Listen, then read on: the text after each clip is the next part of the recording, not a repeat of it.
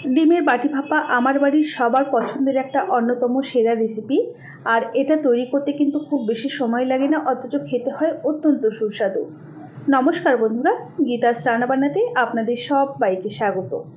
আসুন দেখে নেওয়া যাক আমার আজকের এই ডিম ভাপার রেসিপিটা। আর রেসিপিটা তৈরির জন্য এখানে আমি 3টে বাটি নিয়েছি, আর বাটির মধ্যে অল্প অল্প করে সর্ষের তেল একটু করে ব্রাশ করে দিলাম। এতে করে ডিম ভাপার পর কিন্তু খুব সহজেই ডিমগুলো উঠে আসবে।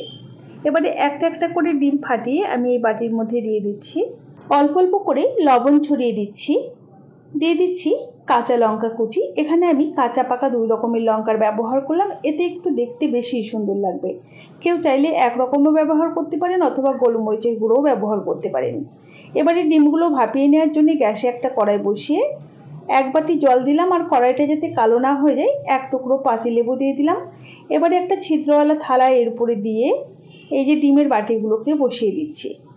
যেহেতু এখন গরমকাল, এই ডিমগুলো ভাপিয়ে নিতে সময় কিন্তু বেশি লাগবে না, 4 থেকে 5 মিনিটের মধ্যেই ভাপিয়ে নেওয়া হয়ে যাবে।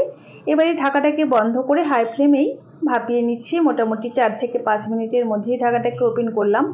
দেখুন ডিমগুলো বেশ সুন্দর কিন্তু জমে গেছে। এবারে এটাকে আমি নামিয়ে রাখলাম, আর ওই কড়াইটা রাপলি ধুয়ে বসিয়ে দিয়েছি। দিয়ে দিলাম পরিমাণ মতো সর্ষের তেল। ফোড়নে দিচ্ছি 2টো ছোটো এলাচ, 1 টুকরো দারচিনি, একটা তেজপাতা, অল্প একটু গোটা জিরে। ফোড়নটাকে লো ফ্লেমে মোটামুটি 15 থেকে 20 সেকেন্ড সময় নিয়ে ভেজে নেওয়ার পর দিয়ে দিলাম 2টো মাঝারি সাইজের পেঁয়াজ কুচি। গ্যাসের ফ্লেমটা মিডিয়ামে রেখে ক্রমাগত নাড়াচাড়া করে পেঁয়াজটাকে লালচে করে ভেজে নিতে হবে। তবে খুব বেশি কড়া বা লালচে করে ভাজবার দরকার নেই, এরকম মিডিয়াম লালচে করে ভেজে নিয়েছি। এবারে এর মধ্যে দিয়ে দিচ্ছি আদা, রসুন, কাঁচা লঙ্কা আর টমেটো বাটা। এখানে একটা মাঝারি সাইজের টমেটো, 1/2 ইঞ্চি আদা, 4-5 কোয়া রসুন আর 4টে কাঁচা লঙ্কা একই সাথে আমি মিক্সিতে বেটে সেটাই দিয়েছি। আদা রসুনের কাঁচা গন্ধ চলে যাওয়া পর্যন্ত খুব সুন্দর করে কষিয়ে নিতে হবে। মিডিয়াম ফ্লেমে খুব সুন্দর করে কষিয়ে নিয়েছি। এবারে এর মধ্যে আমি দিয়ে দেবো কিছু গুঁড়ো মশলা।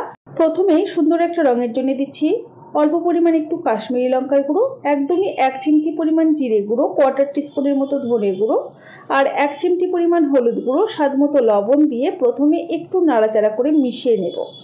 প্রথমে কিন্তু জল দেবো না, গ্যাসের ফ্লেমটা কমিয়ে রেখে জাস্ট মিনিট খানেক সময় ধরে নাড়াচাড়া করে মিশিয়ে নেওয়ার পর আমরা মিক্সিং জারটা ধুয়ে অল্প পরিমাণ জল দিয়ে এবারে মশলাটাকে খুব সুন্দর করে কষিয়ে নিতে হবে।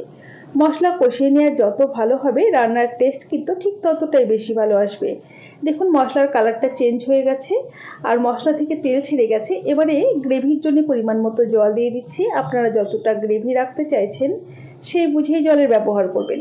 আমি এটাকে একদমই মাখো মাখো তৈরি করব, সেই জন্য জলের পরিমাণটা কম দিয়েছি। এবারে গ্রেভি বা ঝোলটাকে খুব ভালোভাবে ফুটিয়ে নিতে হবে।